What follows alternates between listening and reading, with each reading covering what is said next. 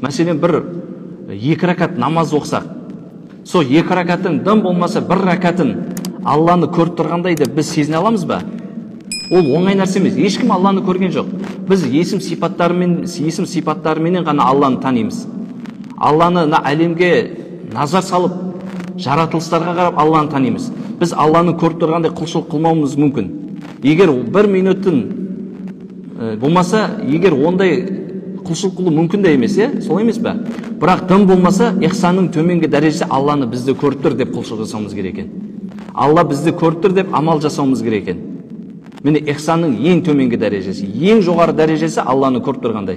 Егер сол 5 уақыт намазымыздың бір уақыт деп айта қояйық, мысалы 5 намаздың дым болмаса бір ракатын Алла бізді көріп тұр, немесе біз Алланы көріп тұрғандай құлшылық жасай алсақ, ғибадатымыз жасай алсақ, онда біз үлкен жетістікке жетеміз.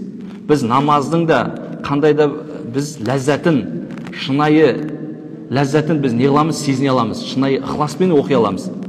Бірақ өкінішке орай көпшілік адамдар жаңағы өзінің бойынан қанша уақыттан бері намаз оқып жүрсе де, қанша уақыттан бері діннің жолында жүрсе де, жаңа өзінің бойына тәкаппарлық, болмаса жаңа мақтаншақтық, ойынан құтыла алмаудың бірден бір себебі біздер осы тәския, ихсан, тасауф ғылымдарын біз жақсы білмегеннен туындап отыр осы мәселелердің бәрі.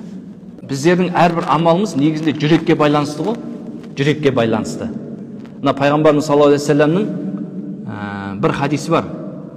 Әла ва инна фил жасади мудғатан дейді.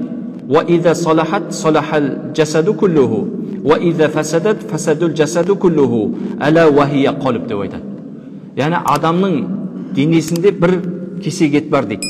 Бір кесек ет бар дейді. Егер сол дұрыс болатын болса, бүкіл дене дұрыс болады дейді. Егер ол бұзылатын болса, бүкіл дене бұзылады дейді. Әла хия хал. Ол не деді? Ол біздердің жүрегіміз деді. Көрдіңіз бе? Біздердің жүрегіміз деді. Яғни біздердің әрбір амалымыз дұрыс болусын жүрекке байланысты деген.